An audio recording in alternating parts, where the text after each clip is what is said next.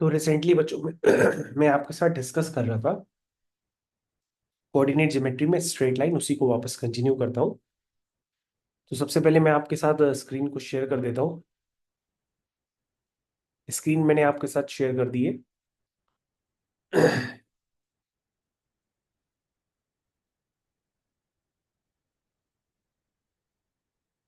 तो फाइनली बच्चों ये क्वेश्चन आपने अभी तक कर लिया होगा 11th वाला, ठीक है। आगे कंटिन्यू करते हैं, क्वेश्चंस को खत्म कर देते हैं। Question number 12।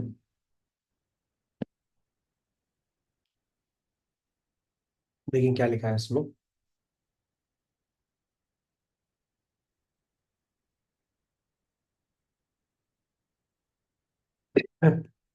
बताइए भाई कैसे होगा। Straight line passes through the point a comma 0 0 comma b. The length of line segment contained between the axis is 30 and the product of intercept on the axis is 60. उसका एक question तो आसान है। Variables दिए गए हैं, वो निकालने पड़ेंगे।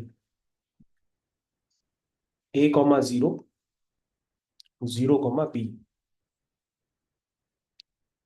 Length of the line segment between the axis, यानी ए बी लेंथ आपको गिवन है कि वो 30 है। ए बी लेंथ निकाल लो और उसको 13 के बराबर कर दो। कैसे निकालोगे? डिस्टेंस फॉर्मूले से।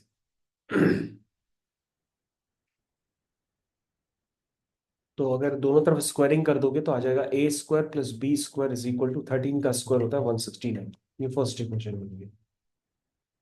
फिर क्या लिखा है? प्रोडक्ट ऑफ इंटरसेप्ट, यानी ये एक्स एक्सिस इंटरसेप्ट, ये वाई एक्सिस इंटरसेप्ट, इनके इंटरसेप्ट का जो प्रोडक्ट है वो 60। ठीक है। तो बच्चों दो इक्वेशन है और दो अननोन है। अब आप इनको सॉल्व कर लीजिएगा, ए और बी आपके पास आ जाएंगे। ए और बी आ जाएंगे तो लाइन की इक्वेशन आप लिख लीजिएगा, which is x upon a plus y upon b is equal to 1। ठीक है। तो इस तरह से आपको करना पड़ेगा। अगर आपको सॉल्विंग में प्रॉब्लम है तो मैंने बता दिया था, यहाँ से b की वैल्यू निकाल लेना, वो 60/a आ जाएगी। b की वैल्यू उठा करके फर्स्ट इक्वेशन में पुट कर देना। जैसे ही पुट करोगे इक्वेशन सॉल्व हो जाएगी। तो बच्चों अगर आपकी सॉल्विंग काफी वीक हो एग्जाम में तो आप इतनी वर्किंग जरूर कर दीजिएगा ताकि आपको स्टेप मार्किंग मिल जाए। तो यहाँ पे ये क्वेश्चन फाइनली मैंने दी एंड कर दिया है। ठीक है।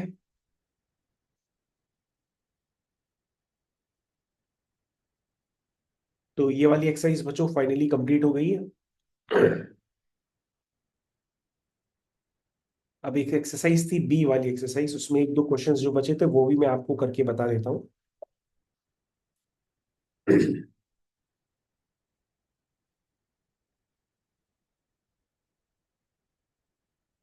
चलिए क्वेश्चन नंबर 11 आप लोग सब लोग करिए मिल करके। Question number 11।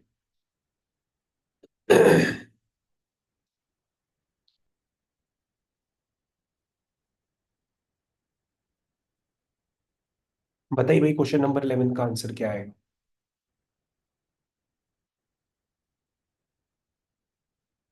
क्वेश्चन दे दिया मैंने करने के लिए, आप सब लोग करिए बिना टाइम वेस्ट किए। 11th का बताइए आंसर क्या आएगा।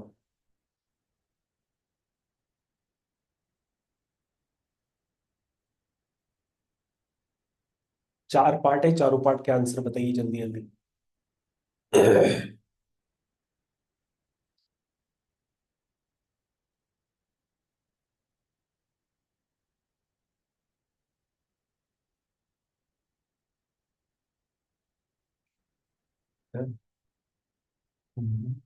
एक इक्वेशन ऑफ लाइन को लिखने का तरीका मैंने आपको बताया है कि जिस तरीके से लिखिए जिससे आपका आंसर आ पाए।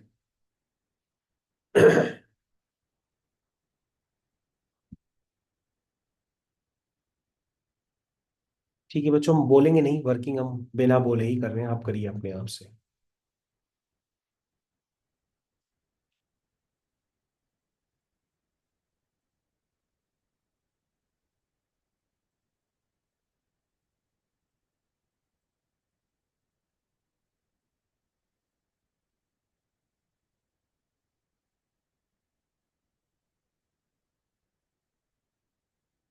ए बी की इक्वेशन चाहिए तो दो पॉइंट्स तो ऑलरेडी पता है।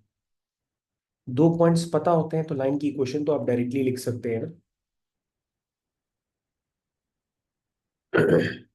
दो पॉइंट से पास करने वाली लाइन की इक्वेशन का स्टैंडर्ड तो आपको पता ही है पहले से।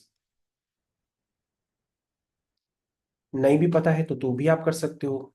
दो पॉइंट्स पता है तो स्लोप आ जाएगा, स्लोप आ जाएगा तो एक फिक्स पॉइंट पता है, फिक्स पॉइंट पता है, स्लोप पता है, लाइन की इक्वेशन आ जाएगी।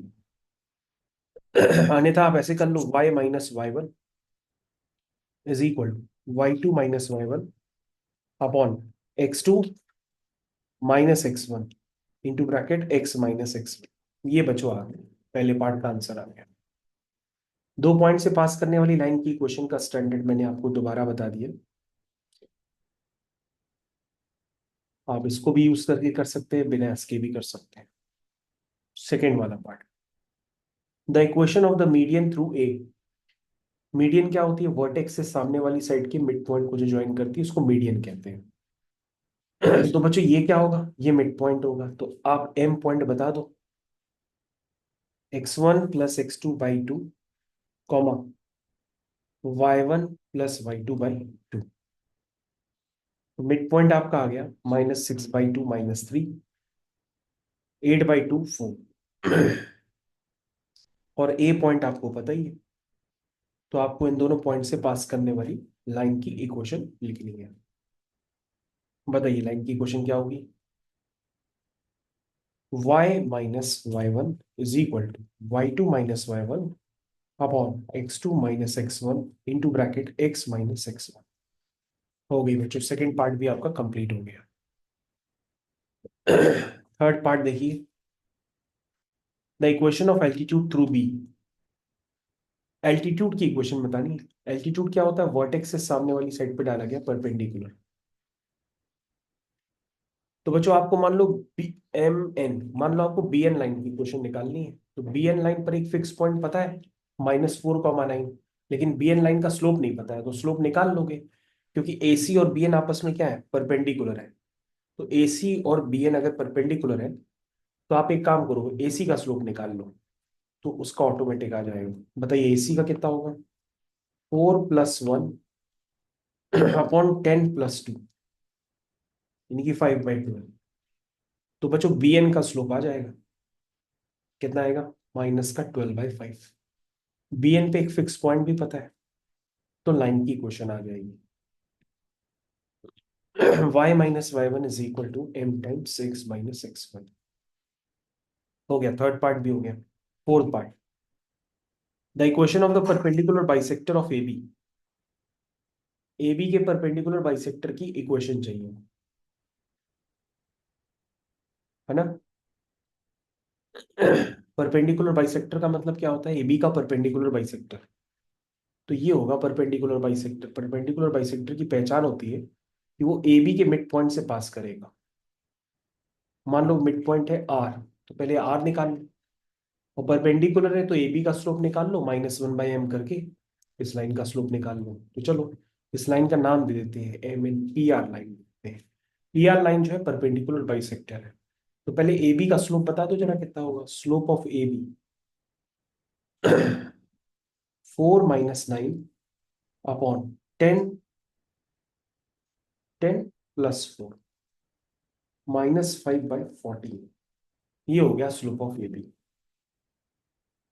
ए बी का स्लोप आ गया तो पी आर का भी स्लोप आ जाएगा। पी आर का स्लोप क्या होगा? 14/5 हो जाएगा, क्योंकि परपेंडिकुलर है ना।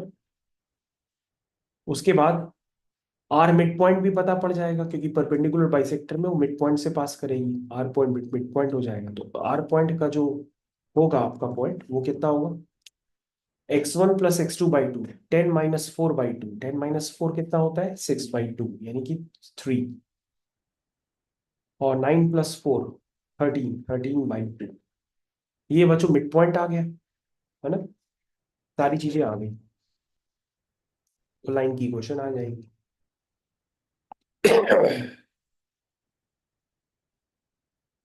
बताइए लाइन की equation, y minus y one is equal to m times x minus x. लिख दिया बच्चों ने। तो बच्चों 11th क्वेश्चन का चारों पार्ट थे वो कंप्लीट कर दिए मैंने सक्सेसफुली।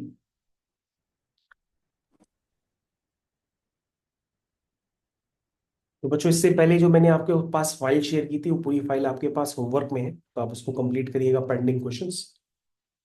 आज की क्लास हम लोग यहीं पे ओवर करते हैं, और जितने भी नोट्स हैं वो मैं आपके साथ शेयर भी कर देता हूँ ताकि आपके पास आ जाए। तो ये 11th वाला क्वेश्चन तो मैं आपके साथ अभी शेयर कर देता हूँ।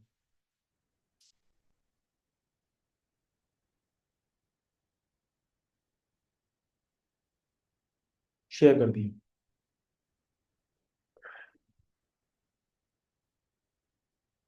ठीक है बच्चों, यहाँ पे हम लोग आज की क्लास को ओवर करते हैं। Thank you.